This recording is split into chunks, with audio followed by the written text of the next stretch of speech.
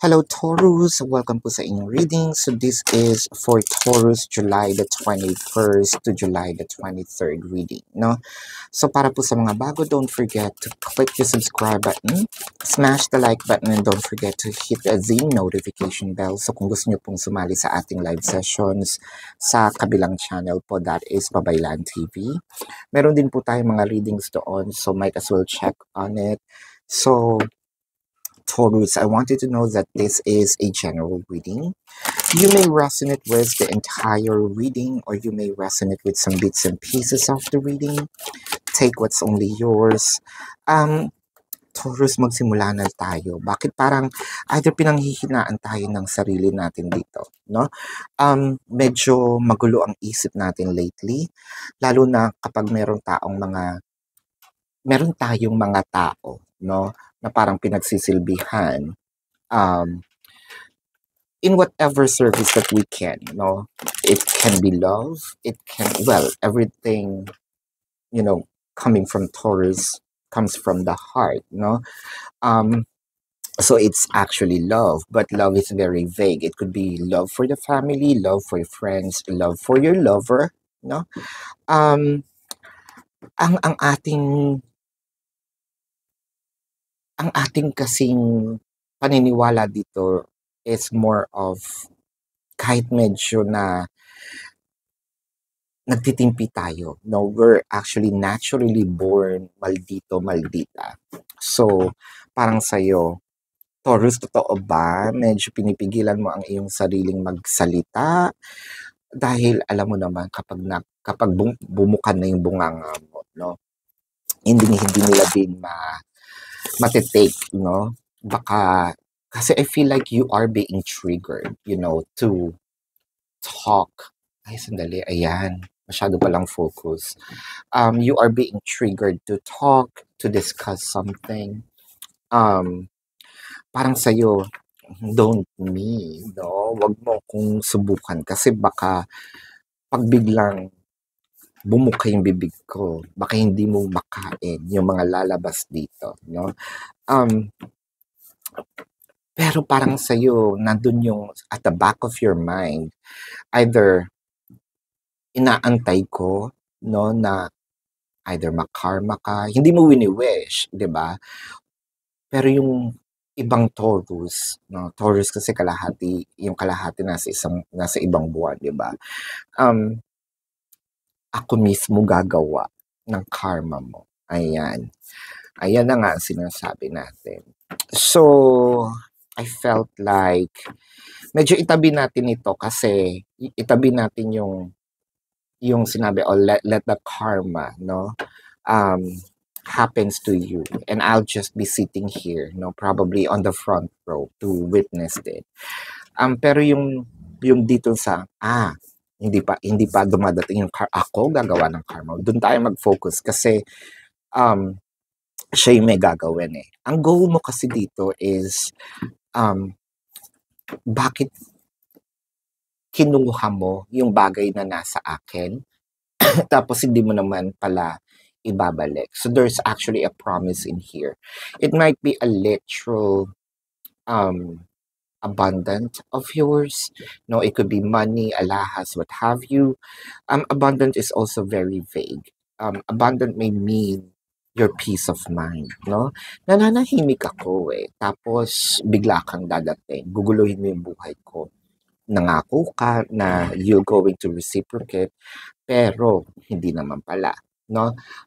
Instead of, no, mas lalong ang naging chaotic yung situation ko ngayon. So, I believe Taurus, what you are, no, kumbaga yung fina-focus natin dito is humanda ka, pinagpaplanuhan kita, no? There's a bit of a revenge with the Two of Cups, the Six of Pentacles, Princess of Swords, the Nine of Wands, and the Empress. Yung pagganti naman dito, hindi naman siya literal. Or pwedeng literal din, no? Pero, ang nakikita ko kasi dito, ang pagganti is more of, you're doing it to improve yourself, no? Parang you're focusing on yourself more rather than gagantihan kita in a bad, ayokong i-focus doon. Yun yung sabi ni Taurus. So, mag-aayos akong mabuti, no? For a few numbers of you kasi the Empress is here. Taurus, baka nagpagupit tayo ng buhok, no? Nagpakulay tayo. We did our nails, yung ganyan. Yung mga simpleng maliliit na ganyan to the extent of, I think I need to enhance something in myself. It's not insecurity na umiiral, but I feel like I'll be more confident, no? Kapag naging ganito, naging ganyan, so nagpapadorma, bumili ng kung ano-ano sa Watsons, ayan. So parang I'll be get ready kapag lumabas na si Taurus 2.0, ayan. Kasi parang what you wanted in here is you made me feel so insecure. Now you made me feel that I am worthless. I know that I am not. In fact, I am the catch. But somewhat you made me feel this way, and I just want to return the favor. No? With the Three of Pentacles, the Two of Wands, the Ten of Wands, the Eight of Cups, the Ten of Cups.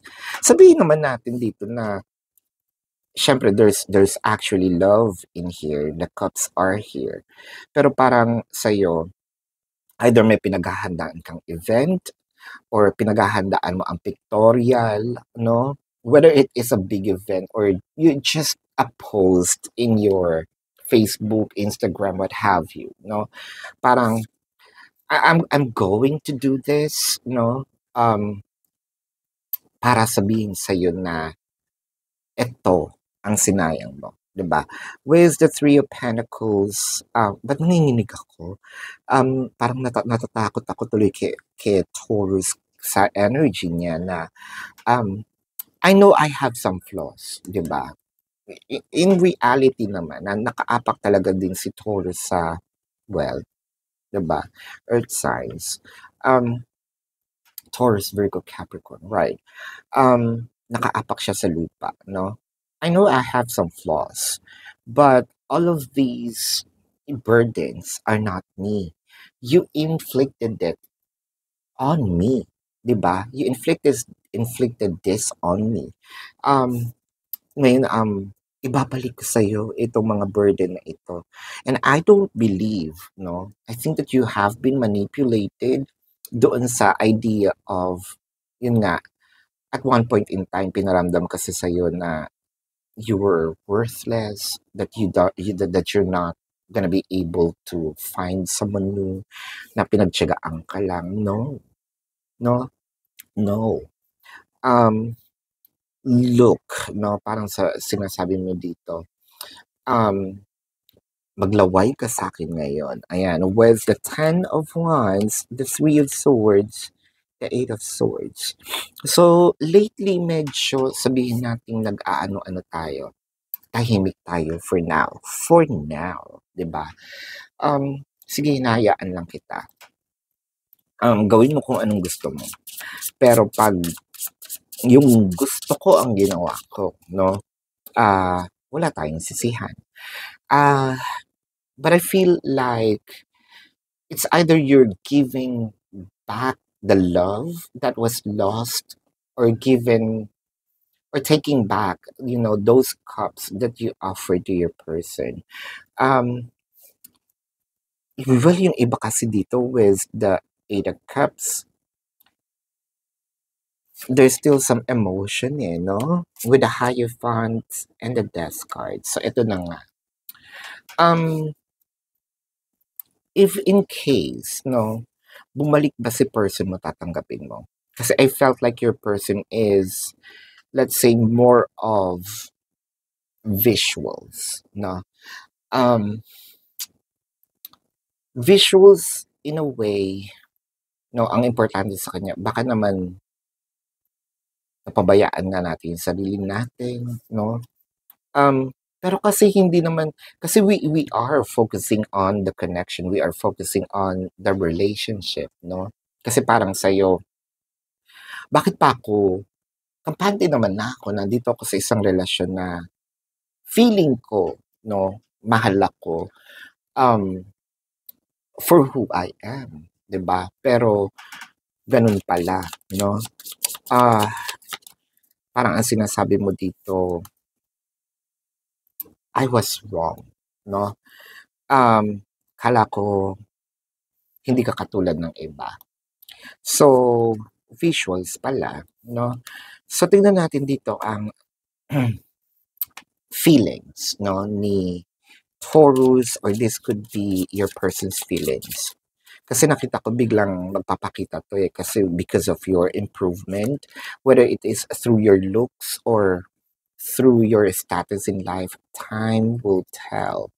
And we've been together for lifetimes. So may pambobola na namang magaganap. But I feel like you also know kasi um, nakikita natin dito, we've been together for lifetimes. I feel like this is not just, well, spiritually speaking, you know, I think that you should also know this, or probably you're feeling this, that you've known your person for quite some time bago kayo mag-meet pa in real life. What I'm trying to say here is, ganun ka kakampante. Kasi, even though nung mga nagsisimula pa lang kayo, kasi you've known na this person actually cross paths with you in your past life, no? Pero time will tell, katulad nga ng sabi mo, no, lintik lang ang walang ganti. Ayan na nga tayo, nagsisimula na si Taurus. But the question is, the $1,000,000 question. Are you still willing to um, welcome back, no, the person in your life? Kasi once you're through with your project, which is yourself, are you willing to take this person back? Let me know in the comment section. But Taurus, this is your reading. Let's check the zodiac sign of your person. Now, this could be their sun sign or a placement in their chart. I'm seeing Leo, baka kapwa Taurus din ito, no? I'm seeing Sagittarius. I'm seeing Virgo, Leo, Pisces, Scorpio, Capricorn, Cancer. Yan. So this is your reading, Taurus. And para po sa mga bago, don't forget to click the subscribe button, smash the like button, comment below kung kayo po ay nakaka-resonate, and hit the notification bell kung gusto niyo po ng dalawang reading sa akin sa kabilang channel po, that is Babaylan TV. Yun din po ang ating unang channel catered for our international audience, no? So nagla-live po tayo doon. Pero kung hindi niyo maabutan yung live sessions, pwede naman kayo magtanong dito sa comment section as long as the question is answerable by yes or no. And Taurus, kung hindi naman kayo masasatisfy sa yes or no na sagot, sa description box po, no, nandun po yung aking link. You can click on the link, you're gonna be routed to my website. Nandun po yung information, QR codes, how much per question, no? Pakitingin na lang hanggang baba, no? So, you're gonna see all the information in there. I also created a 4 questions plus 1. So that's already a discounted price. So take advantage of it. And if you also want to book a personal reading, nandun din po yan sa description box. So, this is your reading, Taurus. And by the way, tuloy ang manhunt. Nasa description box din yung nadagdagan siya actually, no? Accounts, na fake accounts na pwede niyong i-report. So we're doing good. Nandun din po yung email na bubunot ako for the raffle ng free reading. So, this is your reading. Taurus, love and light to you. Namaste. See you po sa susunod na reading. Goodbye.